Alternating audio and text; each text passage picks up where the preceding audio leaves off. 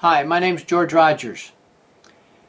In this series of videos on character-based learning, I would like to share with you some of the insights I've gained over the past 25 years in developing educational resources for use in public, private, and homeschool settings. Now, I don't know about you, but I've not always been clear on my priorities in life. And sometimes it seems to me that much of what we do in education suffers from the same difficulty. Why do we bother to teach kids in the first place? What is it we want for them? What do we aspire for them, hope for them, dream for them? In this presentation, I'd like us to raise our thoughts for a moment above what it is we teach and ponder the why.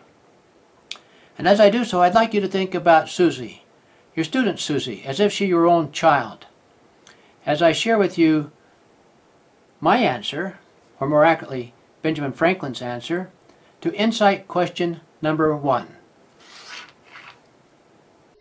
What do you want most from Susie's education? It might also be expressed, what do you want most for Susie? What do you want most for Susie? My guess is that what you want for Susie may have something to do with happiness, and what you feel may most likely bring her that happiness. Let me share with you some of Benjamin Franklin's perspectives on happiness and education. In an essay on happiness, Franklin wrote the following: "There is no happiness, then, but in a virtuous and self-approving conduct." I doubt you would argue with him. I believe his vision of education will also resonate with you. In 1738, he wrote an article published in the Weekly Mercury, which included the following: "It is said that the Persians, in their constitution, had public schools in which virtue was taught as a liberal art or science. And it is certainly of more consequence to a man that he has learnt to govern his passions in spite of temptation,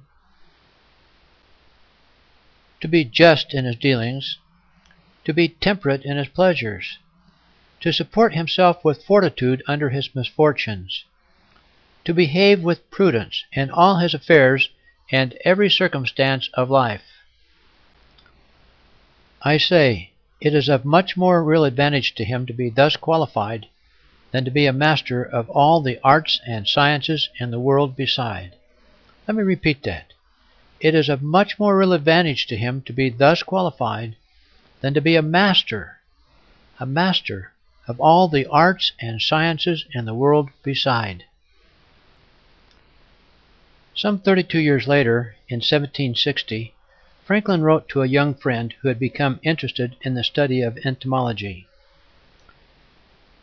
"The knowledge of nature may be ornamental, and it may be useful, but if, to attain an eminence in that, we neglect the knowledge and practice of essential duties, we deserve reprehension. For there is no rank in natural knowledge of equal dignity and importance with that of being a good parent, a good child, a good husband or wife, a good neighbor or friend, a good subject or citizen.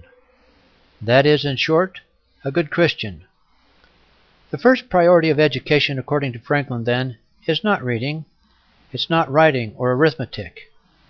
It's to help people become good children, good husbands and wives, good parents, good neighbors and friends, and good citizens who are able to govern their passions, exercise justice and temperance, support themselves with fortitude, and behave with prudence in all their affairs. Now, nowhere does Franklin discount the importance of acquiring knowledge.